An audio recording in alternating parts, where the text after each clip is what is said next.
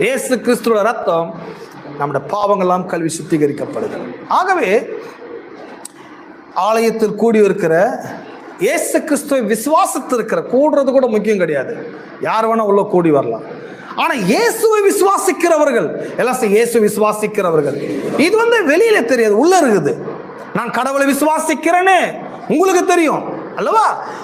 யாரெல்லாம் இயேசு கிறிஸ்து என் பாவங்களுக்காக மரித்தார், என் அக்கிரமங்களுக்காக மரித்தார், அவர்தான் என்னுடைய ஆண்டவர், மீட்பர், இரட்சகர், கடவுள் என்று எவன் ஒருவன் விசுவாசிக்கிறானோ அவன் சேவ் பண்ணப்படுகிறான், அவன் ரட்சிக்கப்படுகிறான், அவன் பரிசுத்தமாக்கப்படுகிறான்.